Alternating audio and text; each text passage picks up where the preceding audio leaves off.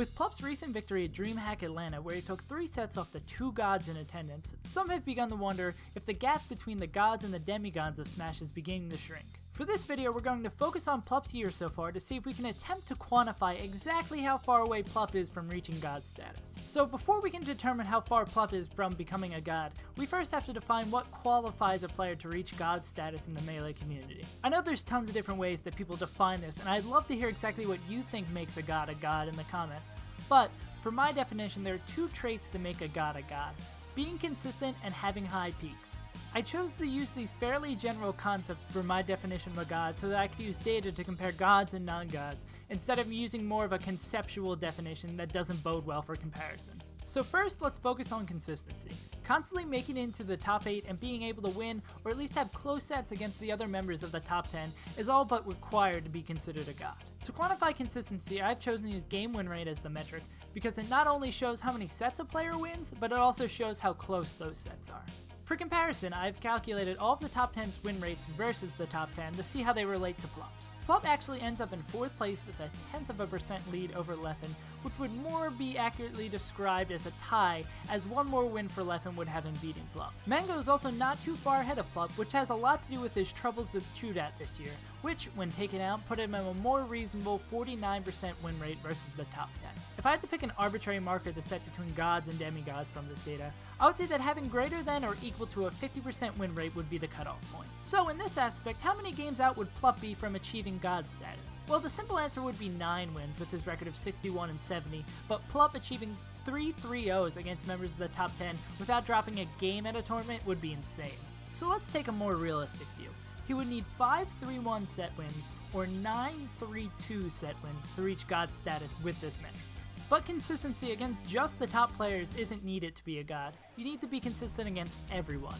Although we don't have data for all of the top 10 to compare to, we have both Hungrybox's and Mewtwo win rates versus ranks 100 to 11 to compare to. Hungrybox has an impressive nearly 90% win rate, while Mewtwo also has a fantastic 80% win rate. Plup is actually not that far out of reach with his 73% win rate. The marker I would personally choose to put here would be at 80%, which would mean that in an average 5-game set, a god would go 3-1 against a non-top 10 player. Plup is also 9 games out from reaching this milestone, which means he would need 3 3-0 sets, 5 3-1 sets, or 9 3-2 sets against a non-top 10 player to reach this. Now on to peaks. Judging and comparing peaks is much harder to do statistically because objectively comparing the difficulty of a tournament or how good a placing actually is involves a lot of subjectivity. So the rough method I'm going to use to contrast peaks will be through comparing each player's top 3 performances at tournaments where at least 2 gods were in attendance. Then I'll use the number of sets taken off a god to determine the quality of these placements. I do understand the apparent issues with the system, such as how a victory versus Armada should be weighed more than other gods, but what I'm attempting to do here is give a rough sketch on about how far away Plup is from reaching god level peaks. So let's first look at Plup's top performances this year. Plup's best performance by far was at DreamHack Atlanta, where he took 1 set off Mewtwo and 2 sets off Hungrybox to take first place. However, he has really not had any other standout performances of this caliber this year. His second best performance this year by sets taken off gods would be his 5th at Smash Summit, where he 3-0'd Mango and lost to Leffen and Mewtwo to knock him out of the tournament. After this at 3rd comes his infamous string of 5th place finishes, where he failed to take a set off a single god. So now with Plup's peak set, let's look at how they stack up against the top 5. First off, we have Armada, who has had by far the best peaks so far this year, with his first finishes at EVO and Genesis 4, where he took 3 sets off gods to win, and a first place finish at Smash Summit, where he only had to take 2 sets off gods to win.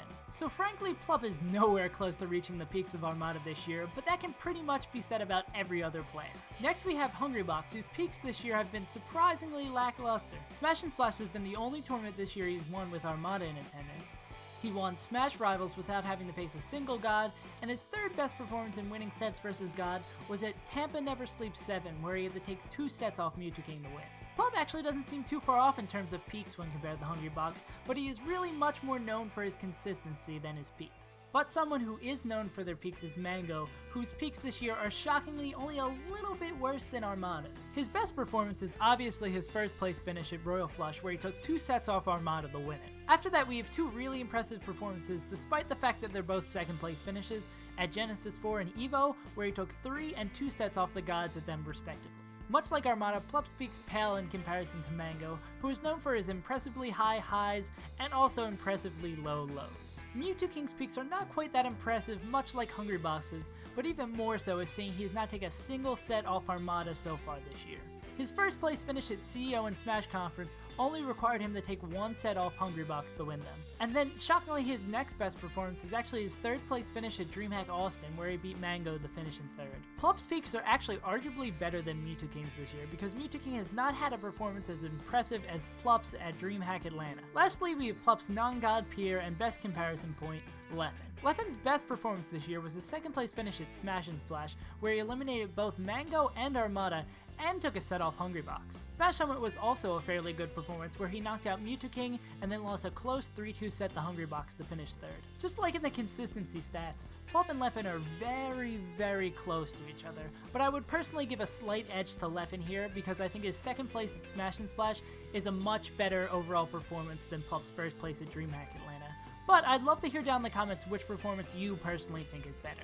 So what I think Plup would need peak-wise to push himself into the echelon of the gods would be first winning a set versus Armada, which all of the top 5 have done so far this year except Mewtwo, and having more finishes higher than 5th at Majors, which would also mean he would be taking more sets off the gods. So yeah, that's what I think Plup really needs to just get over that other barrier and to become one of the gods, or in that level of god play, whatever you would call it.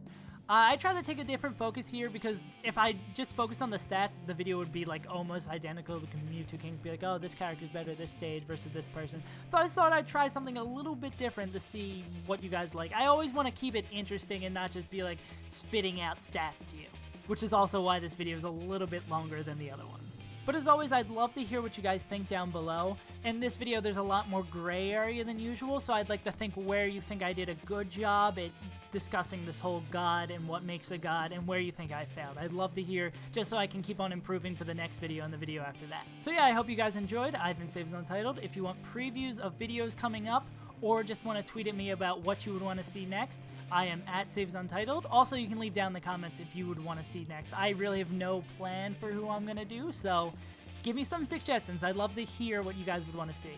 So I've been Saves Untitled, and yeah, that's pretty much it. See you guys next time.